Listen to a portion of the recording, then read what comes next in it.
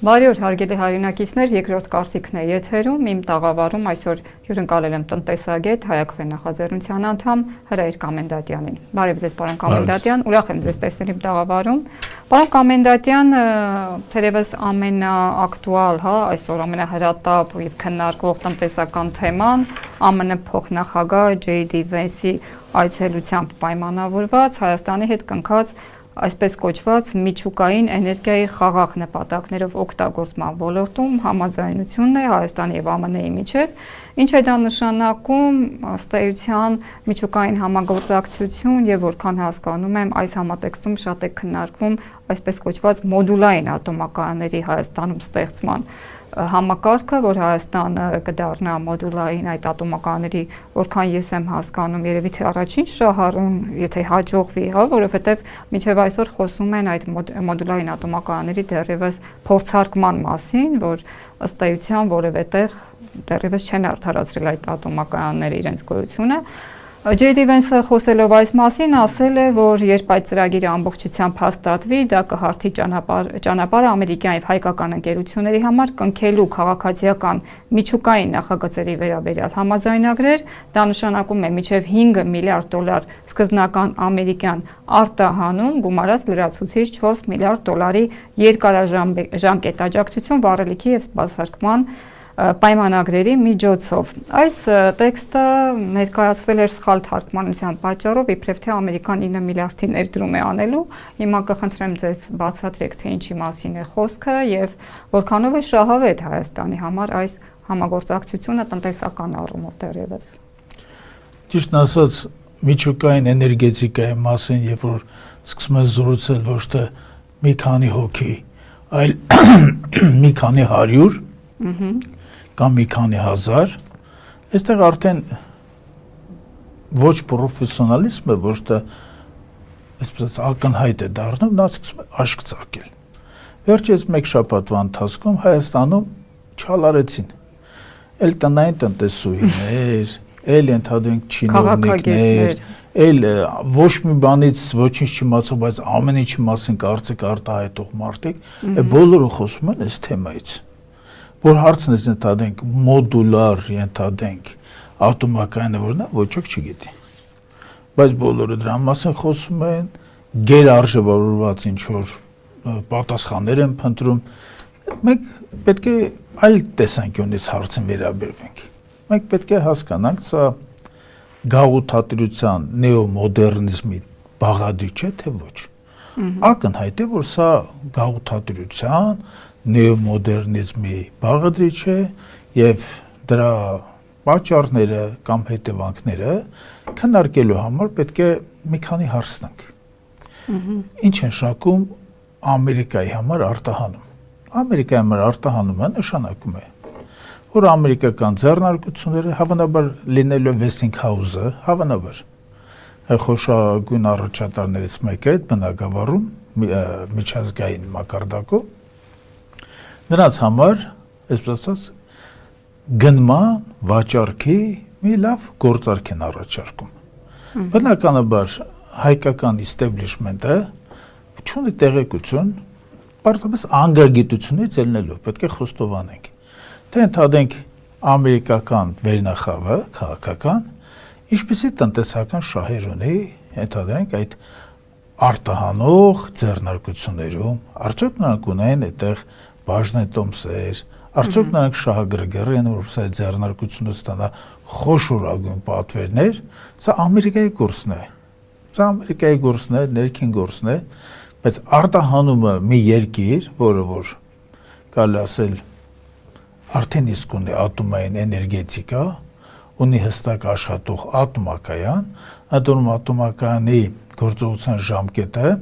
ռուսական կողմի հետ աշխատանքների արդյունքում ձգվելու է մինչև 2046 թվականը։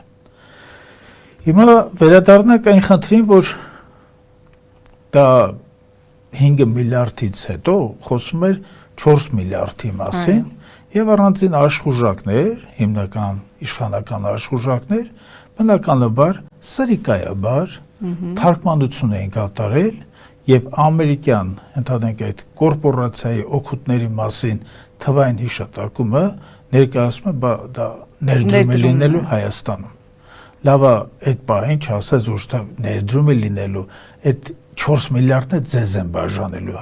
սիրելի հայ միամիտ ժողովուրդ։ Խաբեություն, ինչ են խաբեության, հետադենք թելը բռնել։ Ուր է տանում այդ խաբեության թելը։ Եվ իրականում ինչ է նշանակում այս արտահանումը, կխնդրեմ այդ փակագծերն էլ բացեք։ Հիմա կբացատրենք դրա հետ կապված։ Հիմա նայեք, բայց այդ խաբեության թելը որ բռնում են այն ժամանակ, երբ որ հստակ գիտեն, որ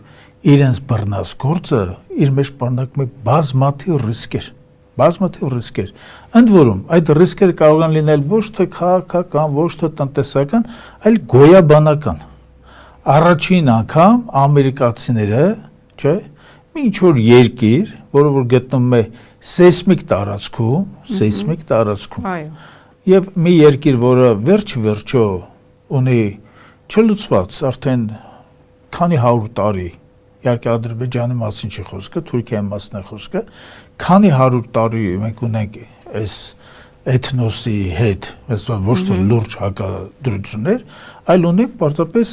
իրար հետ թշնամանք, որը որ կարելի ասել սերնդեսերունդ եկել է, կա եւ գնալու է։ Մենք բնականաբար պետք է հստակ գիտակցենք, որ ոչ Հայաստանն է, Հայաստանի ժողովուրդն է թուրքերի արևով երդվում կամ երդվելու։ Ոչ էլ ենթադրենք թուրքերը բազմաթիվ են, մենք բոլորս տեսել ենք, որ շատ թուրքեր, երբ որ նրանք DNT-ի այսպես անալիզ են ստանում, որտեղ պարզվում որ նրանք ենթադրենք 80%-ից ավել հայկական գեն են պարունակում, համարը իրենց ուզում են ինքնավնասն։ Թվում է ոչինչ է, կենցաղային մակարդակ կամ ենթադրենք ինչ-որ մեկի սակավ զարգացած ուղեղի մեջ կատարվող ինչ-որ ֆիզիկական, ենթադրենք կամ քիմիական process-եր, այս մարդիկ հայ անուն լսելուց իրենք տակնուվրա են լինում։ Հիմա այս մարդիկ բնականաբար հանրության մի մասն են կամ զգալի մասն են, բայց մենք պետք է հասկանանք սեյսմիկ զոնայում այդ շինարարությունը ում է պետք։ Ասեմ, մոտավորապես ամիսներ առաջ այս վարչախմբի ղեկավարը, այդ Խաբեբան, ասում էր, բա մենք ոչինչ չանելով 3 հատ ատոմակայանի արդեն հզորություններ ունենք։ Ընդ որում, այդ հզորությունները սահմանափակելու արդեն իսկ աշխատանքներ են տանում։ Որովհետև այդ հզորությունները մարդիկ երբ որ իրենց անհատական տնտեսություններում տեղադրում են այդ վահանակները արևային, չէ՞։ Այս մարդկանց սակագինը, երբ որ նրանք պետք է սակագնային ենթադրենք իրենց կուտակածը հանձնեն ցանց եւ ես ստանան, այստեղ գումար էր առաջում, սակագիներ առաջում, այս սակագինը անընդհատ ուզում են իջեցնում են, զանազան պրոտոկոլներ են մտածում, զանազան որոշումներ են մտածում, կանխում են այս բնակավարի զարգացումը։ Այն կանխում են, բալա որ կանխում եք, ինչի համար եք ենթադրենք դա անում, որ ամերիկական ինչ-որ կողմ կա, ենթադրենք 74%, 26% նորից հարաբերակցությամբ իբր թե շահագործի, ում հաշվին, մեր հաշվին, մեր առողջության հաշվին, Արարատյան ամբողջ դաշտը հիվանդ են քաղցկեղով, Արարատյան դաշտը քաղցկեղով, բոլորը հիվանդ են, կանանց 80%-ը զանազան վիրահատություններ են տարել։ Ինչով պայմանավորված։ Այդ պայմանավորված է մեր այդ ատոմակայանի այդտեղ գոյությամբ։ Սա ատոմակայան է։ Սա ընդհանրենք գազի լիցքավորման կետ չի։ Կամ ընդհանրենք բենզինի վաճառքի կետ չի, սա ատոմակայան է։ Ատոմակայանները, որ այդքան ընդհանրենք անվտանգ լինեին, կբերեին քաղաքի կենտրոններում կկառուցեին։ Վերջորդ նա ունի շրջան, չէ՞, 30 կիլոմետրանոց, 50 կիլոմետրանոց իր պերիմետր ունի, որ սա ատոմակայան է, սա վտանգավոր, շատ վտանգավոր արտադրություն է, շատ վտանգավոր տեխնոլոգիական կառուցվածք է։ Եվ այս իմաստով այդ ատոմականները կառուցելու, այդ համաձայնությունը, այդ ոտի վրա թավագլոր այդ հայտարարությունները, ուրախությունները, այդ որ դուք տեսնեք ինչ էր կատարվում, Հայաստանի Հանրապետության նկարահանող նախագահ կա մի հատ, որ գնում է այդ հանգուցաններին արագ նկարահանում է, ճանապարհում է, բան չէ, Խաչատուրյան, եթե չեմ սխալվում անունը, կամ Իլխամ Ալիևին, որ շնորհակալություններ էր ասում, ոտանավորներ էր, ձոներ, պարզապես ձոներ կատարում, այս տպավորությունն էր, որ ինքը հանդիպել է Նելսոն Մանդելային։ Շնորհակալություն։ Հիմա այդ մարդու նստավայրում, որ այդ ամերիկական Վենս չեմ էլ ուզում ասեմ, դա հավանաբար շատերը հասուն մարդիկ, նվագախմբի տղաները ֆիլմը գիտեն, անգիր, այնտեղ գնդապետ Նոքսեր ինչ-որ գալի, որ կայարանում դիմավորում են, թավագլոր ընկնում են ոտի տակ, եսիմ երաշտություն, փողային նվագախումբ, ծաղիկներ, ընդհանրենք բարձրաճաշակ, հագնված կանայք, աղմուկ աղաղակ, այդպիսի մի բան էլ են, որ այդ բանում էր, այդ նկարահանող այդ սքոսրահի այդ որոշակի ռիտուալային բաներով մարդել է, պատմություններով հետ ընթաց, հիմա նայեք, այս ատոմակայանը մեզ պետք չի, մեր ինչին է պետք է ատոմակայանը, մոդուլայնի մասն է խոսում, այո, այդ մոդուլայինը մեզ պետք չի, մենք ունենք էներգիայի ավելցուկ, այլ բան է, որ հավանաբար ստրատեգներն են որոշում այս թեմաները, բնականաբար քաղաքական ամերիկյան ստրատեգները հավանաբար որոշում են, որ տարածաշրջանում պետք է ունենան էներգիա ստեղծելու եւ վաճառքի հնարավորություն, որովհետեւ մեր հարևան երկրները էներգիայի այսպես որոշակի դեֆիցիտ ունեն, Թուրքիան էներգիայի դեֆիցիտ ունի, բայց ատոմակայանը չէ կառուցում Թուրքիան, ռուսների հետ կառուցում են, կատարելագործում են, բայց խնդիրն է, որ կապիտալիստական այս խոշոր կորպորացիայի հանձնարարությամբ այդ քաղաքական մունետիկները, որ աչուձախ պտտում են ծառները դնում են սրտերին, եսիմ ականջին, եսիմ որտեղ դնում են, այս ձևականությունների այդ շռնդալի աղմուկի մեջ, նրանք այդ կորպորացիաների ծառաներն են։ Նրանցից ոչ մեկը 2-3 ընդհանրենք տարի հետո ոչ հիշվելու է, ոչ էլ։ Եվ ձեզ մի բան էլ ասեմ, մեր ժողովրդին էլ ասեմ, այդ մարդիկ որ գալիս են, այդ ինչ որ sense բանը ամերիկյան կողմը եկավ 99 տարով ոչ ոք ապահովագրված չէ, որ այդ մարդիկ ինչ որ մի այլ Էփշտեյնի կղզում ընդհանրենք իրենց օրերը ժամանցը չեն վարում։ Ոչ ոք ապահովագրված չի։ Իսկ ինչ վերաբերվում է այն թեմային, որ ատոմակայանները ընդհանրենք լավ բերենք, լավ ոչինչ էսար, այդ ատոմակայանների նման ատոմակայան աշխարհում չկա գործող։ Պարզապես չկա։ Մի երկուսը Չինաստանում, կարծեմ մեկը Ռուսաստանում, այդ process-ը ինչ որ գնում է, բայց մենք այնքան փոքր ենք, այն կարգի վտանգավոր տարածքում ենք եւ աշխարհաքաղաքական եւ սեյսմիկ պաշտպանության տեսակետից, որ այս ռիսկը ոչ ոք չպիտի իրա վերցնի, ընդ որում այս թեմայի շուրջը պետք է լինի հանրային կոնսենսուս, ոչ ոք իրավունք չունի իմ ձեր մնացածների ընդհանրին կանոնից կամ սերունդներին ընդառաջ որոշում կայացնել, որը որ նրանց առողջության հետ կապված լրջագույն մարտահրավեր է պարունակելու։ Ոչ ոք իրավունք չունի։ Դրա համար այս թոհու բոհը որ նստի, չէ, դրանից հետո բնականաբար պետք է այդ հարցը գեներացնել եւ հանրային պլեբիսցիտ պետք է կազմակերպել։ Մի հատ ժողովրդական խոսք կա, որ ասում է ոնց են վարսավիրություն սովորում, ասում է բանով, որպի գլխին։ Դասում է դալակություն ոնց ասում, հիմա մենք ենք այդ որպի հիմա այս կարգի վտանգավոր, դա շատ վտանգավոր է։ Դա ոչ թե դրած ռումբ է, նա ցանկացած ընդհանրենք տեխնոլոգիական վթար եթե եղավ, Հայաստանից ոչինչ չի մնալու։ Միջև հիմա Չեռնոբիլը, նույնիսկ սարկոֆագ դրին վրան կառուցեցին, ամեն ինչ արեցին, 50 կիլոմետրանոց այդ զոնան միջև մա ռադիացիան այդ բաները չափող սարքերը չեն դիմանում։ Ռադիացիան ֆանտաստիկ է, չի այն, որ մտածում են պիտի տրոհման ժամանակներ կան 30 տարի հետո, 50 տարի հետո, չէ, փաստացի այս վերջերը ես հաղորդում եմ նայում, մեկը մի աննորմալ էլի, գնացել է Չեռնոբիլում գաղտնի ապրում է, ինչին ձեռ է տալի, միջում ռադիացիան մարդու օրգանիզմի համար, մարդու առողջության համար աննկարագրելի բարձր վտանգ է պարունակում։ Այս թեման պետք է ընդհանրապես քննարկել ժողովրդի հետ, ժողովուրդը համաձայն է, թե մասնագետները եկեք ասեն, չէ, մասնագետների հետ կապված մի խնդիր կա, Մասնագետներից գալի մասը որոշակի լծակի տակ են, որոշակի ճնշմատակ են, պրեսինգի տակ են եւ աշխատանքը կորցնելու կամ ընդհանրենք բարձունքներ հասնելու կամ ենթադրենք այս նոր գնահատման համակարգով աշխատավարձի տարբեր մակարդակներ ստանալու այս գայթակղիչ այս ամբողջ բանի մեջ փաթեթավորման մեջ մասնագետների շատերի կարծիքը լսելի է պետք է չլինի նույն մասնագետը, չէ, մարդիկ են ստեղծել ատոմային ռումբը, այդ չարիք էր երկիր բնակության համար, մասնագետ չէին, Օպենհեյմերները, Կուրչատովները մասնագետ էին, բայց ստեղծեցին երկրագյունդը կործանելու ամենակարճ, ամենահեշտ ճանապարհը։ Մասնագետի անելիք այստեղ չկա, պետք է հետևյալ հարցը լինի, արդյոք դա Հայաստանի բնակչության համար ռիսկեր պարունակում է, թե ոչ։ Ռիսկերի շուրջը եթե խոսակցությունը ծավալվեց, այդ ծավալվելուց հետո պետք է լինի հանրաքվե։ Պարոն Կոմենդանտյան, ինչ է նշանակում 5 միլիոն դոլարի արտահանում։ Դա նշանակում որ ամերիկյան կողմը, չէ, կառուցվածքներ,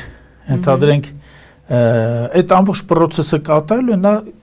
ներդրում է կատարում այլ երկրում, բայց որը իր սեփականությունն է լինելու։ Հասկացա։ Հայաստանը չի գնելու։ Հայաստանը փող չունի, որ դա գնի։ Նրանք ապագա սակագնի հաշվարկեն բնականաբար կատարել, ընդ որում սակագինը լինելու է ավելի բարձր ներկա մեր գործող սակագնից, վստահեցնում եմ, 100%-ով վստահում ավելի բարձր լինելու, եւ այս մարդիկ իրենց մոտ դա արտահանում է։ Այսինքն այդ գումարը այստեղ չի ներդրվելու, արտահանելու են։ Չէ, այս գումար չի դա գալու են մեքենաներ, գեներատորներ, սարքավորումներ, հաշվիչներ, այս ամբողջի արժեքը ամերիկյան կողմի համար դա կամ ամերիկյան պետության համար դա արտահանում է։ Մեր մոտ էլ ներմուծում չէ։ Իրենց ենթադրենք ձեռնարկությունն է, այս ձեռնարկությունը պետք է տեխնիկական համաձայնություններ որոշակի ձեռնարկեն մեր համապատասխան մարմիններ հետ, որը որտեղ տեխնիկական կամ իմացաբանական մակարդակը կարծում եմ չի ներելու այդ մոդուլյար ենթադրենք ատոմականի տեխնիկական պրոտոկոլները հասկանալու, գնահատելու, կշռելու։ Այո։ Իսկ այդ 5 միլիարդի զատ իբր թե ասում են 4 միլիարդ վառելիքի համար եւ մնացած ծառայություն համար երկարաժամկետ ես հավատացնում եմ որ այս ատոմականը այստեղ չի կառուցվել սա այն կարգի տարբեր հարցերից կախված որոշում է որ չի կառուցվելու բայց թեմաները ինչի համար են գային ինչ ասեին մենք ձեր հետ խոսալու բան չունենք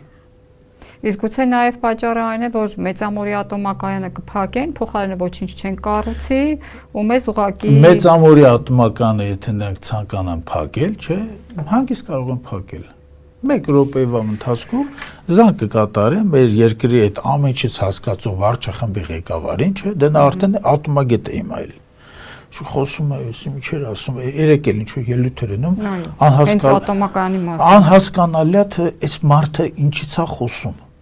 Սա ատոմակայանն է, սա վտանգի ռեալ աղբյուր է։ Հիմա ինչ վերաբերում է ոչ կառուցվելու է, ոչ էլ 2-3 տարի հետո ոչ այդ Վենսն է լինելու, ոչ էլ այն Տրամփն է լինելու։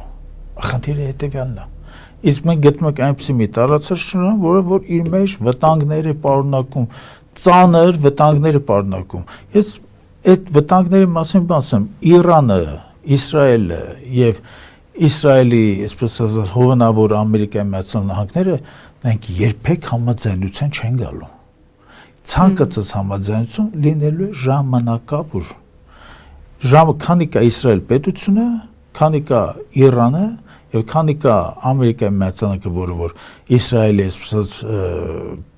ընկերնել չասեմ, հարազատն է, այս հարցերը միշտ այս տարածաշրջանը եռալու է եւ բնականաբար այդ ատոմականների կառուցելը, այս կողմը շատ վտանգավոր հարցեր են։ Ընդ որում չի լինելու, հիշեք։ Հիշենք, կարձանագրենք, պարոն Կոմենդանտյան, այսօր ՊԵԿ նախագահը հայտարարեց, որ թոշակառուները եւս պետք է հայտարարագրեն իրենց եկամուտները եւ մենք այստեղ գործընկերներով զարմացանք, թե իբրև թե մենք աշխատողներս հայտարարագրեցինք, հիմա էլ անցան թոշակառուների հայտարարագրմանը։ Ինչ նպատակ է հետապնդում այս գործընթացը, արդյոք թոշակառուները մտահոգվում են, հիմա ինչ մեր թոշակները տարուց բացի մեզ պիտի հարկեն այլ այդ թոշակները, ոնց է լինելու եւ ինչպես է, ասում եք ատոմականը չի կառուցվի, այս նախագիծն էլ կձախողվի։ Այս նախագիծը նորություն չէ։ Բեկի նախագահը թեմայի մասին որ զրուցել է, դա արդեն մոտավորապես մի տարի կես է այս թեման կա։ Այո։ Հստակ որոշումը կար, որ 26 թվականին համատարած է լինելու եկամուտների հայտարարումը եւ դրա մեջ ներգրավելու են այդ թոշակառուները։ Կարծում եմ հիմնականում այս թեմայի շուրջը կարծիք հայտնելուց մենք պետք է հասկանանք։ Վերջիվերջո մի տարի շարունակ բոլոր վարձու աշխատողների մոտավորապես 820,000 քաղաքացիների հետ կապված հայտարարումը տապալեցիք։ Հիմա ի՞նչն եք ուզում տապալեք։ Տապալեցին։ Բաբկեն Թունյան անունով մեկը կա ազգային ժողովում, ոնց որ տնտեսական հարցերի պատասխանատուն է։ Սա անցյալ տարի այս ժամանակներին, այս փետրվար, մարտ ամիսներին մինչև մայիսի 1-ը խոսում էր, անդադ խոսում էր, բա հայտարարում, դու ես սխալ, այս մեկն է սխալ, այն է սխալ, ինքը միակ ճիշտ անձնավորություն էր։ Կարելի ասել խտացած, բյուրեղացած տնտեսագիտություն։ Այդ մարդու։ Մի մարդու մեջ տեղավորվել էր ամբողջ տնտեսագիտությունը։ Բոլորին սխալ էր հանում։ Դա ինքը սիրում է մենակով խոսել, չէ՞, դա դիմացը որ մարդիկ չեն խոսում, այս մարդը մտածում է ինքը Նոբելյան, այսպես մրցանակ չստացած, բայց դրան արժանի անձնավորություն է։ Տապալեցին, մայիսի 1-ը վերջնաժամկետը, այո, տապալեցին։ Վարչախմբի ղեկավարը, այս տապալման մեղավորներին, չէ, պիտի պարզապես ոչ թե հեռացներ աշխատանքից։ Պետք է պետական խոշորագույն միջոցառումը տապալելու համար այս մարդկանց ենթարկային պատասխանատվության։ Ենթարկեցին 3-ից 9 միլիոն պարգևավճար ստաց։ Այդ 3-ից 9 միլիոն հետո եղավ։ Մայիսի 1-ից հետո վերջնաժամկետը մայիսի 2-ին ինչի էս մարդկանց վրա չհարուցվեց ծառայական քննություն եւ ինչի էս մարդիկ պատասխանատվության չենթարկվեցին, շատ բարձ։ Իրանց թիմով ով է հասկանում կամ ով է պատասխանատու կամ ով է պետական միջոցառումները ընդհանրենք իրականացնում։ Տեղափոխ ժամկետը տեղափոխում է նոյեմբերի 1։ Այդ վարչախմբի ղեկավարն էր ասում։ Նոյեմբերի 1-ն էլ չեղավ, չէ՞։ Էլի զորո պատասխանատվություն։ Հետո եկեք գիտեք ինչ անենք։ Մի ներկայացեք։ Այդ մարդիկ գնացել չեն ներկայացնում, քո ասելու չի որ պիտի ներկայացնեն կամ չներկայացնեն, հա։ Բա դուք ոչինչ գնացեք, ոչ մի բան մի արեք, պեկը կհետազոտի, եթե այնտեղ ինչ-որ խարդախությունների սխեմաներ կլինեն, սա կլինեն, նա կլինեն, դա բնականաբար տնտեսական կյանքը նաև դա է։ Բա պեկը կանչի ծանուցակով։ Այն նախկինում ծանուցումով անում էիք։ Բայց տապալելու համար ինչ է նույն Բաբկեն Թունյանը, չէ՞, ինչի պատասխանատվություն չի կրում։ Ինչի չի կրում պատասխանատվություն պետական խոշորագույն ֆիսկալ միջոցառում, որ շատ պետքական է։ Հիմա այդ պետական խոշորագույն միջոցառումը մեջ կար նաև թոշակառուներին, բա եղածի վրտե հորոմորով արեցին, ժողովրդական խոսքով ասած, մի հատ էլ անցան բա թոշակառուներին, իրենք էլ են հասկանում, որ դա անիմաստ ինչ որ թերթ էին կազմել, լիստ էին կազմել, սրան անեն, հա լավ թոշակառուներն էլ ներգրավեցին։ Թոշակառուն ոնց պիտի մտնի պեկի։ Թոշակառուն չի մտնելու, թոշակառուն չի մտնելու, ես ասեմ ոնց է գործընթացը, որ թոշակառուի վրա, տեսնեմ որ բանկային հաշվի վրա շրջանառություն կա, անհասկանալի, չէ։ Այդ ժամանակ է թոշակառուին, բնականաբար բոլորս էլ հասկանում եք, որ այդտեղ մի սխեմա է։ Չէ՞ մեկը փող է լվում, եսի ինչ անում, ու վերջը մի խոսքով։ Կանչելու են, ծանուցելու են, կանչեն, օպերատիվ հետախուզական համապատասխան միջոցառումներ իրականացեն, հասկանան, այդ ինչ է, դա քննեն։ Առաջ էլ եք դա անում հանգիստ։ Ինչի մասն է խոսքը։ Բանկային շարժը կտեսնեք կանեք։ Այս իմաստով պեկը կատարում է իր գործառույթները, թոշակները միևնույն է, թոշակները չեն հետազոտվելու։ Այդ 30,000, 40, 50,000, այս մարդիկ այդ հայտարարագրման ոչ պահանջ կա նրանց վրա դրված։ Եվ ոչ մի բան, պարզապես այդ ստվերային հնարավոր խարդախության դեպքերի հետ կապված է։ Սա լրացուցիչ ֆիսկալ ընդհանուր մի գործիք է, բայց այն մարդիկ, ովքեր որ ամեն ինչը ձեռնարկել էին ու տապալեցին, այդ մարդիկ եւ ծառայական քննություն եւ ապագայում բազմաթիվ քննություններ մեջ են հայտնվել։ Վստահեցնում եմ, այս պետության գլխին, այս կարգի օին բազություններ բերելը, ամբողջ հասարակությունը մի տարի ամբողջ հասարակությանն այսպես ասած քաշքշել եք։ Մի տարի նույն ՊԵԿ-ի ֆինանսների նախարարության տասնյակ մասնագետներ, փոխնախարարներից սկսած այս թեմաների շուրջ հարցազրույցներ, նկարահանումներ, ռոլիկներ են նկարել, էս են արել, այն են արել, վերջը տապալեցին։ Այդ տապալող մարդը պիտի պատասխանատվություն կրի։ Ու չի խուսափելու այս ամեն ինչից։ Չի խուսափելու, ինքը պատասխանատու է դրա համար։ Պետական խոշորագույն միջոցառումը տապալել մարդը։ Բարեբախտաբար։ Ինչպես։ Բարեբախտաբար։ Նո, բարեբախտաբար, գիտեք, խնդիրը դրված էր, ինքը լավ խնդիր էր ձևակերպված։ Բայց արդյոք մենք պատրաստ ենք այդ համակարգին։ Բայց խնդիրը գիտեք որն է, խնդրի մեջ դրված էր խաբեության սկզբունք։ Խաբեության սկզբունք առաջին օրերից սկսեցին պատտել մի հիմարություն, բայ 300,000 դրամը միջև այդտեղ որ լինի այս գումարը չի ընդհանենք հատու խափում էին, պարզապես խափում էին։ Եկամտահարկի նվազեցումների օրենքի դրույթների մեջ նման 300,000 դրամի բան չկա։ Այս մարդիկ նստել խափում էին։ Մարդկանց դրել են կներեք հոգե բուժարանի պացիենտի տեղ։ Նո բան չկար օրենքում այդպես էզվի պահանջ։ Բացարձակ չկար, նստել աշկերը բաց խափում են մարդկանց։ 2-3 միլիոն մարդու խափումը սուտ է խոսում։ Այդ կաբինետում նստած է, այդ կաբինետ մենք ենք Իրան, այսպես ասած, կարտ բլանշ տվել, մանդատ տվել իբր տենդրություններով, չէ՞։ Այդտեղ նստած է ու խափում է մարդկանց։ Հետո բարձր որ այդ 300,000 ընդհանրապես չկա։ Ընդհանրապես չկա, հետո նման շեմ չկա, այսինքն։ Չկա այդ շեմը խայտարակություններ սուտ էր խոսում։ Բարձրապես սուտ էր խոսում, ինչ անենք հիմա այս մարդուն։ Պարոն Կոմենդանտյան, դուք նաև շարք եք նախաձեռնել սոցիալական խնդիրների, մասնավորապես նաև թոշակառուների հետ կապված, ձեր սոցիալական էջերում ներկայացնում եք, արդեն գույքահարկի եւ անվճար տրանսպորտի թեմաներով գրել եք, ես կարդացել եմ։ Գույքահարկի մասին իդեպ մենք մեր նախորդ հաղորդման մեջ եւս խոսել ենք ձեր առաջարկները, ինչպիսին են այդ 30 քառակուսի մետրի, անվճար, որպեսզի չհարկվի, այդքան է հարկավոր, որպեսզի մարդը կարողանա իր կենցաղը պատշաճորեն կազմակերպել, կարող ենք հիմա նորից կրկնել, որ Հայաքվենը այսպիսի նախաձեռնություն ունի, այսպիսի առաջարկներով է հանդես գալիս, որովհետև փաստացի ստացվում է, որ կենտրոնում ապրող թոշակառուն իր ստացած թոշակից բազմակի անգամ բարձր փաստորեն պետք է գույքահարկ վճարի։ Խնդիրը հետևյալն է, որ ես հիմնականում թոշակառուների հետ կապված աշխատանքներում եմ ներգրավված։ Այս թեմայի մեջ էլ բաց տեղ չենք թողել։ Բայց կյանքը, իրականությունը եւ զարգացող ադմինիստրատիվ ենթադրենք աշխատանքները, իրավական առանձին դրույթներ, ներկա պաշտոնավորող վարչախմբի կարկառու ներկայացուցիչներ, չէ, այն սրտիկներով, բաներով այսպես առաջնորդվող էլի։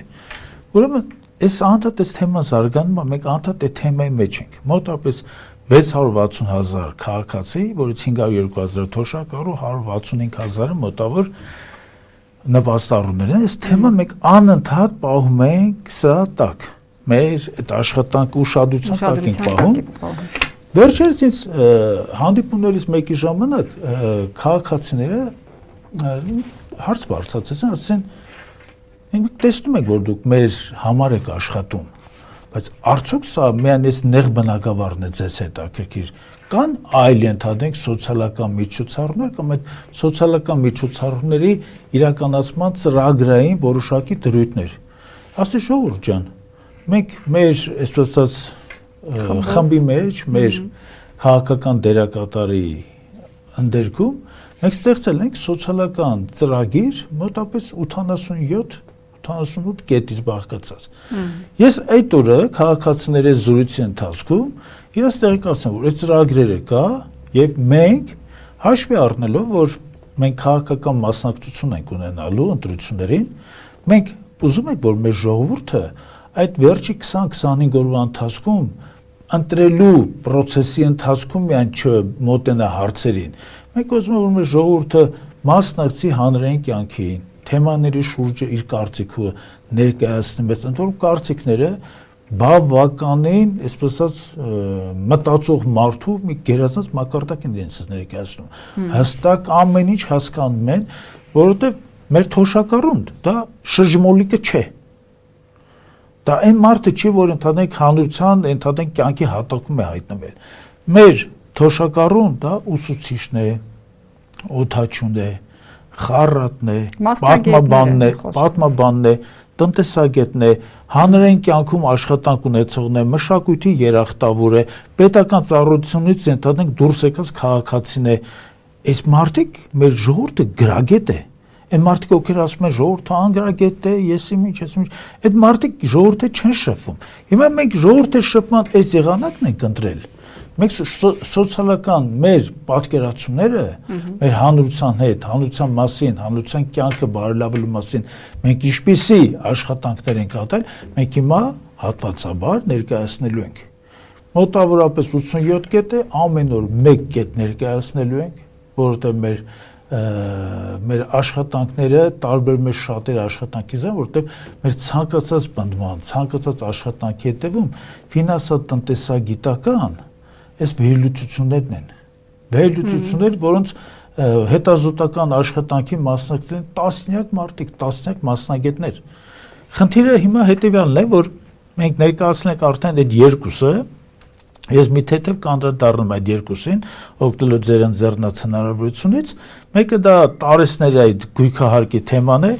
յուրաքանչյուր տարեցի համար մենք առաջարկում ենք հետևյալը։ Գույքահարկը դա համայնքային բյուջե գնացող հարկատեսակ է։ Հիմա համայնքը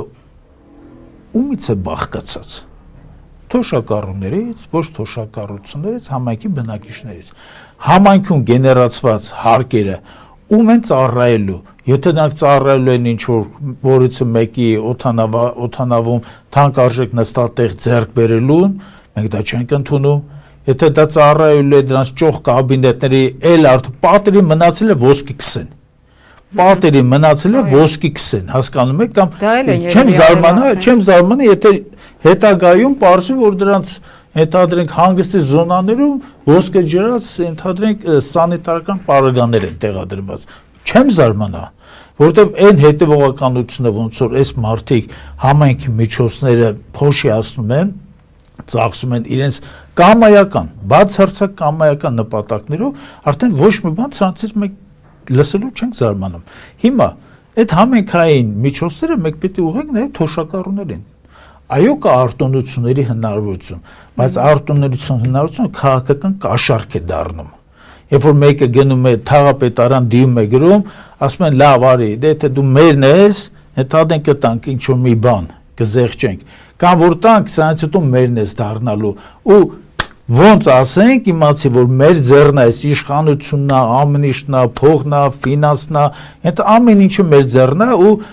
չարիք են էլի դառնում, անկեղծ ասեմ։ Հիմա այս իմաստով մենք ասում ենք, որ յուրաքանչյուր մարդ 30 քառակուսի տարեց, պարզապես դրա հետ կապված չի վճարելու եկամտահարկ։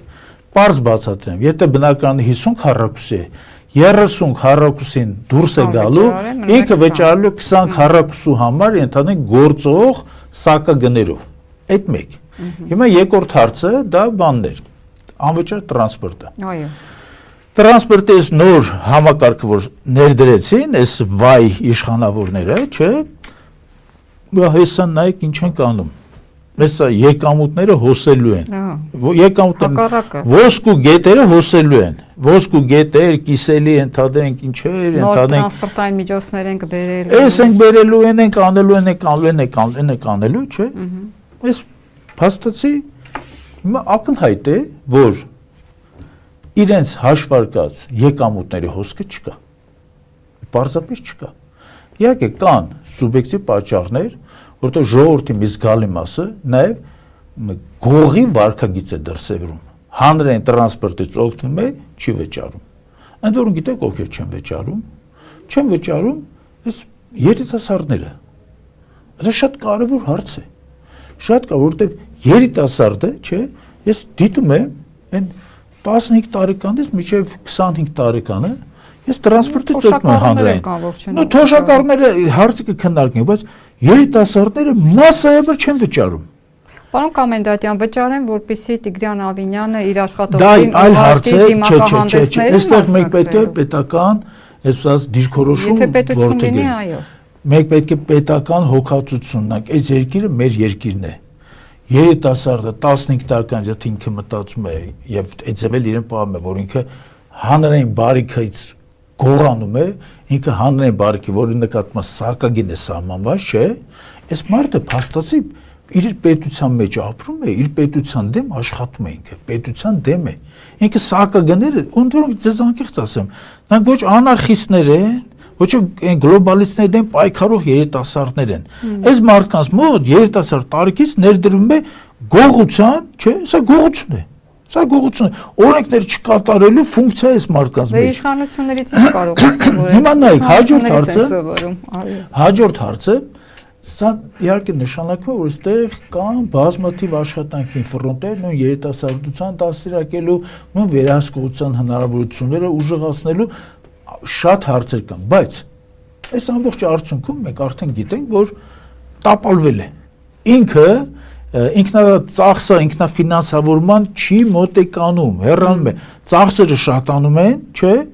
գումարը պակասում է անընդհատ։ Գումարը չի գալի։ Իրենց հաշվարկները փաստացի լրիվ սխալ էին։ Այսինքն այս մարդկանց սուբսիդավորում ոչ պրոֆեսիոնալ աշխատանքի արդյունք է, որ այստեղ գումարներ չեն գեներացվում։ Հիմա, քանի որ գումարներ չեն գեներացվում եւ այդ ծախսերը փակելն որ պետական բյուջեից կամ համայնքային այլ ընդհանրենք հոդվածներից գումարներն այստեղ դրվելու, չէ,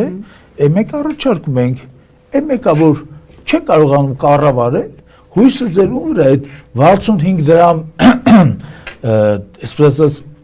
տոմսի արժեք վճարող թոշակառու վրա, այդ թոշակառուն ժողովրդի մեծ մասը չի վճարում, թոշակառուն չի պետք է վճարի։ Բայց մենք ինչ ճանապարհ ենք առաջարկում ենք, որ ժողովուրդը վճարի, չէ, բայց թոշակառուն չվճարի։ Ինչի համար, որտեղ թոշակառուն այս ճանապարհները որ ստեղծվել է, այս ենթակառուցվածքները, այդ թոշակառուների աշխատանքի արդյունքում է ստեղծվել։ Եվ եթե վատ բան է երևույթ է նկատվում։ Արտասահմանցիները, չէ, բացարձակ չեն վճարում։ Հանրային տրանսպորտից օգտվում են Հնդկաստանի քաղաքացիներին նկատում եք։ Հնդիկ, պարսիկ, եվրոպացիներ բացարձակ չեն վճարում։ Բացարձակ ընդհանրապես այն Կարգին պետությունն է, էլի անվճար է տրանսպորտը։ Գիտեք հարցը, մենք դրանց համար ցո կոմունիզմ կառուցած լինենք։ Իրենց փոքր անձի շուրջը չեն վճարում։ Բացարձակ ոչ մի վճար չկա։ Երեկոյան ժամը 7-ից հետո, չէ, վճարումների քանակը ոնց ասեմ, 30% է կազմում։ Հոց խմբերով նստում են, չեն վճարում այս մարդիկ։ Բայց քաղաքապետարան այս ամբողջ իրադրությունը թվերով տեսնում են, ոչինչ չեն կարող կառավարեն։ Հիմա հաշվի առնելով որ մեկը դոտացիա է, չէ։ Այո։ Դոտացիան ճիշտ կլինի ուղղել տարեցներին, որտեղ տարեցները նախ ասեմ, անընդհատ չեն երթևեկելու եւ նրանց երթևեկության խտությունն էլ ցածր է։ Լավագույն դեպքում մի քանի օրը մեկ ընդհանրեն քաղաքի մի A կետից կգնա B կետը։ Մենք հետո տարեցների նկատմամբ մենք ունենք համայնքային աջակցության դեֆիցիտ։